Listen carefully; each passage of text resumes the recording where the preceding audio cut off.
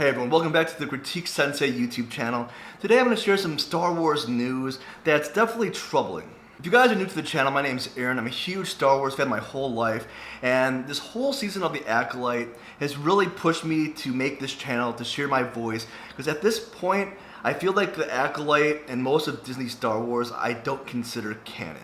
And how Kathleen Kennedy and Leslie Headland are really destroying Star Wars. The Acolyte has to be the worst Star Wars project that's ever been created, and honestly this past episode 7 really topped it off. It was basically a rerun of episode 3 from a different angle. The storytelling is absolute shit, the acting is horrible, the plot holes are huge, and honestly they made it seem like in the beginning of the show there was going to be a big mystery, big reveal of things that were going to happen, and the show was going to get a lot better. But as the episodes went on, I feel like the show got worse and worse. Episode 7 was absolutely horrible. There's one episode left, and at this point, it was a flop. There's no redemption left for this show. One episode can't do that. Episode 8 is gonna be horrible. We'll still do a video over it to review the episode, and we'll see how that goes. So today we talk about Star Wars star Amanda Stenberg and the Acolyte, and the controversy around her, and how she's backlashing against the fans. And honestly, after episode 7 got released,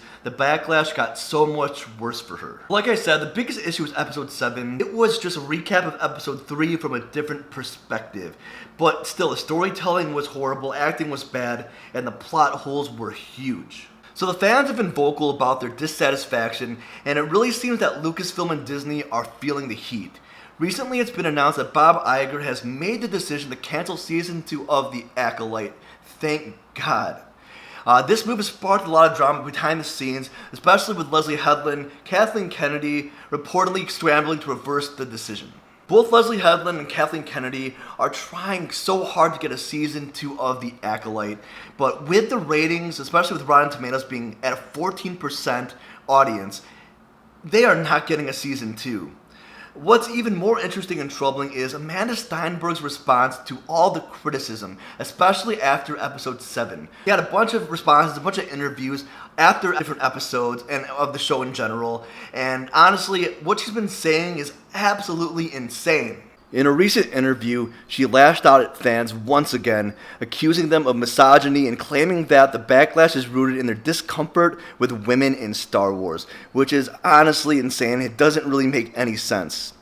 She went on to say that the Acolyte is attracting loud misogynists who can't accept a diverse cast with new storytelling approaches. At this point, I can't tell if Amanda Stenberg is living in the real world. So let's break this down. Amanda Stenberg's comments are not just dismissive, they've been insulting to all the fans that have been fans of Star Wars for the last 40 years. Star Wars has always been about inclusive storytelling, having strong women like Padme, like Ahsoka, like Princess Leia. The issue is not the presence of women or diversity. The issue is having poor storytelling and breaking Star Wars lore. Episode 7 continues to undermine beloved characters and storylines. For instance, the introduction of new lore about the virgins in the Force. The Force-sensitive twins feels like a weak attempt to recreate the magic of Anakin Skywalker's unique origin. These additions not only confuse the narrative, but also dilute the significance of existing characters. Moreover, the portrayal of Jedi in The Acolyte is definitely troubling. Characters like Sol, who had a strong start in the beginning, definitely got more emotional, did a 180 in how his demeanor was. He's a Jedi who should embody wisdom and composure in the Jedi Order, but he's depicted as emotional and irrational. This is a stark contrast from what he expected from any Jedi Master, and it undermines the core principles of Star Wars universe. Let's talk about the climax of the episode where the witch's connection to the Jedi Wookiee fails and they all die.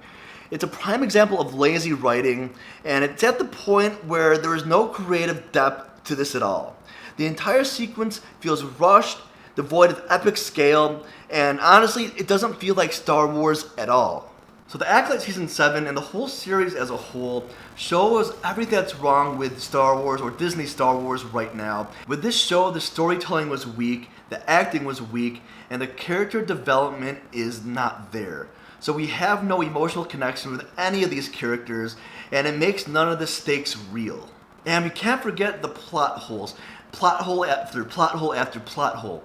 And you think as the series goes on, a lot of people are saying that these plot holes will be filled later on, or the show will get better as it goes on, and then there will be a big mystery, big reveal at the end. But as the show kept going, like I said in the beginning, it got worse. And as the story went on, it didn't make sense. Bigger plot holes, things didn't make sense.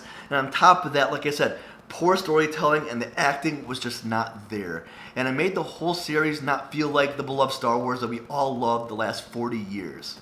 What Amanda Stenberg's doing right now is, honestly, she's doing the opposite of what she should be doing. Instead of taking criticism to better herself, she's having this backlash against her fans. And honestly, at the end of the day, the fans are the people who are lining their paychecks. Not just Amanda Stenberg's, but also Bob Iger, Kathleen Kennedy, and Amandla. The fans are the people who are lining their pockets.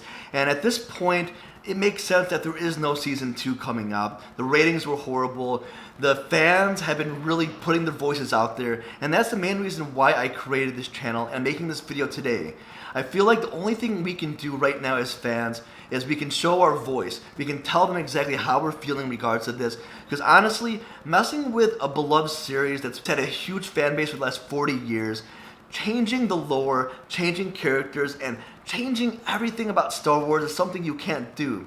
They should be taking Star Wars, the existing Star Wars as it is, and building on it, not changing things that are currently there. You can tell that these creators of Disney Star Wars, they are not Star Wars fans. They're people who got the job of creating Star Wars, but they know surface level stuff, and the people that should be creating Star Wars should be people who love Star Wars, know the lore, know the history, and have been big fans of Star Wars and have a huge passion for it. So thank you all for tuning in to the Sensei Critic, and if you guys enjoyed this video, please leave a like, subscribe to the channel if you're new, and leave a comment down below what you think Star Wars or Disney can do to stop this downward spiral, or if there's any redemption at all for Star Wars in the future.